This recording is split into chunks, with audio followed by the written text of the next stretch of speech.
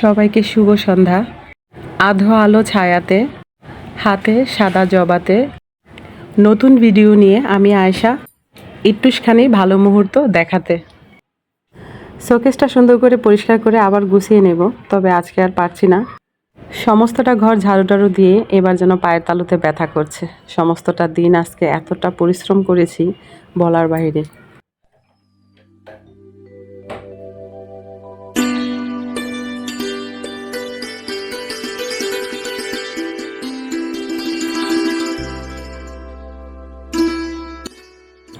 Sanitary লোক, রাজমিস্ত্রি যারা নিচে কাজ করছে, আর ছাদের উপরে কাজ করছে বার্নিশের কিছু লোক। নূরের রুমটাতে যেই ওয়ার্ড্রোবটা ছিল সেইটা বার্নিশ করাচ্ছি, আর ওর খাটটা বার্নিশ করাচ্ছি। তার পাশাপাশি রান্নাবাড়া থাকে, ঘর গুছানো থাকে। আর যখন ঘরে কাজ করাবেন, কোনো ফার্নিচারের কাজ যদি করান, তাহলে তার নিচে উপরে আশেপাশে কোথা থেকে ময়লা আসে, প্রচুর কাজ বেড়ে যায়।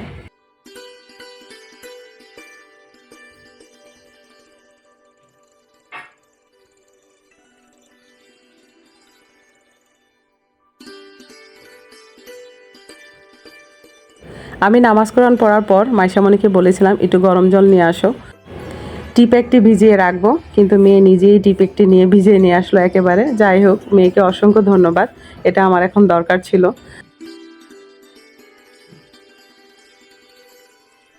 কাজের ইচ্ছেটা আমার কখনোই মরে না। আমি অর্গানাইজার করতে খুব ভালোবাসি, কিন্তু শরীরে আসলে সাথ দেয় না। বেশিরভাগ সময় এই শরীরটা আমার ব্যথা হয়। এই যে 3 বছর প্রায় হয়ে যাবে আমার অপারেশনের, কিন্তু ব্যথাটা তো রয়েই গেল। তো যাই হোক, 15 দিন 10 দিন করে ব্যথাটা থাকে, তো তার মধ্যেই বেঁচে আসি। কাউকে কিছু বলি না, নিজের কষ্ট নিজেই চেপে রাখি। আর বললেই বা কী হবে, সবাই কি আর আমাকে ওরকম সার্ভিসটা দিতে পারবে? এতটা বছর ধরে সবাইকে আমি দিয়ে আসছি, এখন ওরা তো আর এটা সম্ভব না। আর ওরা তো করে আসলে ইউজড না। যদি করতে পারতো তাহলে তো ডেফিনেটলি ওরা দিত।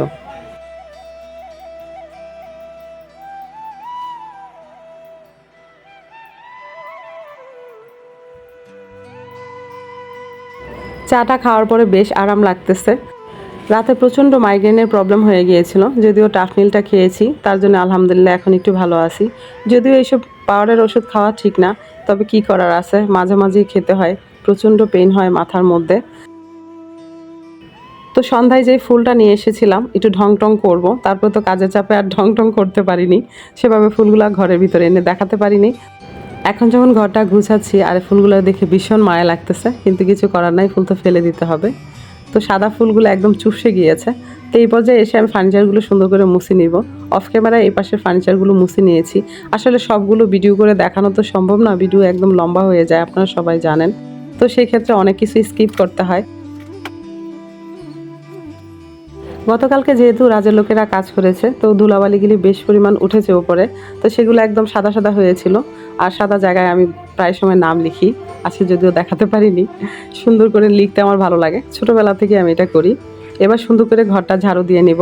ঘরটাও ঝাড়ু দিতে গেলে অনেকটা সময় লেগে যায়। আসলে ঘরটা শুধু তো ঝাড়ু দেওয়া হয় না, ফার্নিচারগুলো ঝাড়া মোছা সব কিছু করে একদম দিতে হয়। তো লম্বা একটা সময় প্রয়োজন হয়ে যায়, প্রায় 2 ঘন্টা তো আমার লাগবে মাস্ট, সুন্দর করে ক্লিনিং করতে গেলে। মানে ডিপ ক্লিন কিন্তু না, নর্মালি ঝাড়ু দেওয়া আর শুধু ফার্নিচারগুলো মোছা, হালকার ওপরে ঝাপসা। তো সেটা করতেই 2 ঘন্টা লেগে যায়। তো একটা ঘর যদি 2 ঘন্টা লাগে, বাকিগুলো আমি কখন করব বলতে পারেন? তবু আলহামদুলিল্লাহ আজকে যেহেতু একদম শুরু থেকেই নামাজ কোরআন পড়েই শুরু করে দিয়েছি, তাই কাজটা আমার একদম হালকা হয়ে গিয়েছে। আলহামদুলিল্লাহ অল্পতেই আমি সেরে নিয়েছি। আর এটা পসিবল হয়েছে যেহেতু নুরা অন্য রুমে আছে, সেজন্য। এই রুমে থাকলে তো উনি ঘুম থেকে না উঠলে আর ঘর ক্লিন করা যায় না আসলে।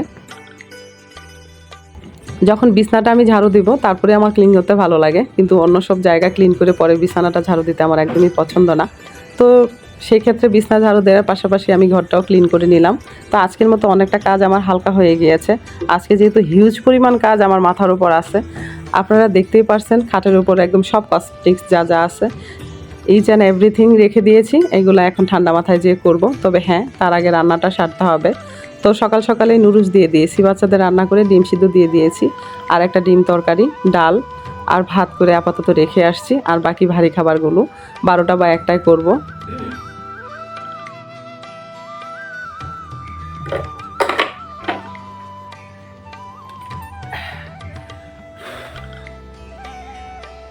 আসসালামু আলাইকুম মাই ইউটিউব ফ্যামিলি, কেমন আছেন সবাই? আই হোপ সবাই ভালো আছেন। আলহামদুলিল্লাহ আমরা সবাই ভালো আছি।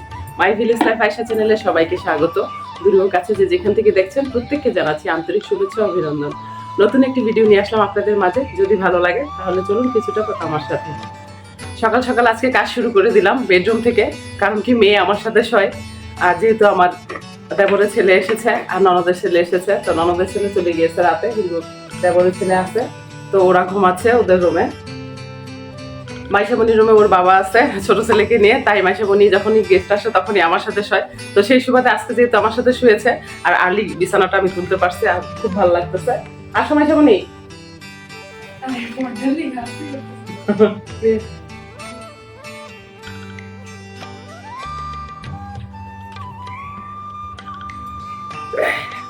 মোর দেন গরু, আমি এত পরিমাণ পানি খাই, সারাদিন মনে করেন পানি খাই। আমার মেয়ে আমার জন্য সর্বপ্রথম চা করে নিয়ে আসলো যখন আমি বেডটা ঝাড়ু দিতেছি, আর এখন নিয়ে আসছে স্যুপ করে। দেখছেন, আও গরম, এই যে স্যুপ। বসো, আজকে আপু ভাইদের সাথে নিয়ে খাবো, কেমন মামে?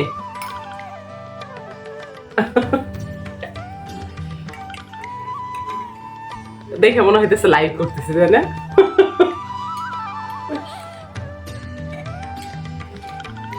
আরো এদিকে আসো।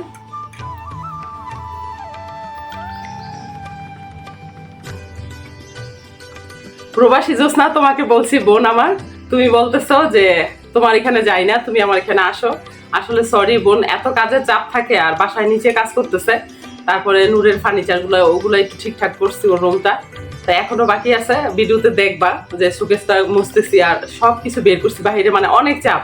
তার মধ্যে যদি গেস্ট আসে তাহলে তো বুঝি একটু প্রবলেম হয়ে যায়।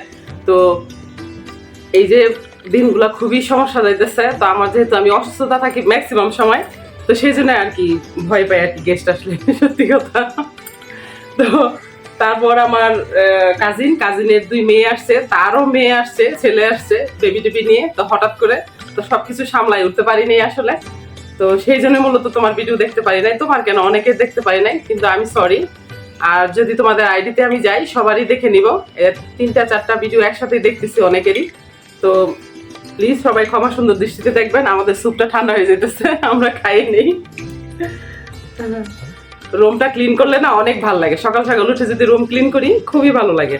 যেহেতু নুরুর আপু আর্লি উঠে না, হ্যাঁ উনি প্রায় 11টা-12টার দিকে ঘুম থেকে জাগে, তো সেই সময় আইসে তো আমি ব্যস্ত থাকি, তাই না, রান্না টান্না করি, তো তখন আইসে আর বেডটা গুছানো হয় না একদম। অনেক সময় দেখা যায় দুপুর হয়ে যায় যখন গোসল করি, গোসল করতে আসবো, এডিট কমপ্লিট করার পর গোসল করতে আসবো, তখন যায় দেখা যায় বেডরুমটা আমার গুছাইতে হয়, মাঝে মাঝে সন্দেহ হয়ে যায়। কি করব, কিছু করার নেই। আর কাজের এত চাপ, সবারই চাপ আছে অবশ্য, সবাই কম বেশি কষ্ট করেন। যারা নতুন ইউটিউবার আছেন তাদের তো কষ্ট একটু বেশি, এটা বুঝতে হবে। মানে আমরা যারা নতুন আছি আর কি, তার উপর তো লোকের কথা আছেই, উল্টাপাল্টা কথা। মেয়ের বানানো স্যুপ, বিসমিল্লাহ, মজা হয়েছে। তুমি দেখো কেমন হয়েছে, অনেক গরম, প্রচুর গরম। মানে গরমের কথা কি বলবো, একে তো এবার ওয়েদারটা খুবই খারাপ, প্রচুর গরম। তার উপর দেখেন কাজ করি রান্নাঘরে গরম থাকে, ছাদে কাজ করে সেখানে গরম থাকে, উঠোনে গরম থাকে, এবার আমি এডিট করতে আসলে সেখানে পাখা অফ থাকে, গরম থাকে, এসি অন করতে পারি না, এটারও কিন্তু একটা সাউন্ড হয়। আর তারপর যখন আমি এডিট করতে থাকি, এর এটা লাগবে ওইটা লাগবে, মা এটা দাও, নুরুল আপু এটা দাও ওইটা দাও, মানে পাগল হয়ে যাব। কালকে আমার এক বান্ধবী ফোন দিছে, সন্ধ্যার সময় আমি এই শোকেসের সবকিছু বের করছি রাতের বেলা আর কি। এবার ওরে আমি এতগুলা ফোন দিছি, ও আমাকে আর ব্যাক করতেছে না। কেমনটা লাগে? একজন যদি আরেকজনের না বুঝো তাহলে এই বান্ধবী আমার দরকার নাই ভাই। এই তো নুডলসটা করে রেখে দিয়েছিলাম বাচ্চারা উঠলে যেন দিতে পারি হটপটে। তো এখন যেহেতু বাচ্চারা উঠেছে, বিশেষ করে মেজো ছেলেটা, ওর এক্সাম আছে আজকে দুপুরে, তো সেই জন্য সে আর্লি পড়াশোনা শুরু করছে। ও বরাবরের মতো আর্লি পড়ে উঠে। তো বন্ধুরা, আমার ভিডিও যদি আপনাদের ভালো লেগে থাকে তাহলে অবশ্যই লাইক কমেন্ট শেয়ার করবেন, পাশে থাকা বেল আইকনটি ক্লিক করে দিবেন যেন নেক্সট ভিডিও পোস্ট করার সাথে সাথে নোটিফিকেশনটি পেয়ে যান। ভালো থাকবেন, সুস্থ থাকবেন, নিরাপদে থাকবেন, পরিবারকে সময় দিবেন, আর অবশ্যই পজিটিভ থাকবেন। আজকের মতো এখানেই রাখছি, দেখা হবে নতুন কোনো ভিডিওতে। আল্লাহ হাফেজ। এটা তোমারটা না মাইশা মনিরটা পানি? আচ্ছা, খাওয়া পাতা তো তোমারটা দেখতেছি না।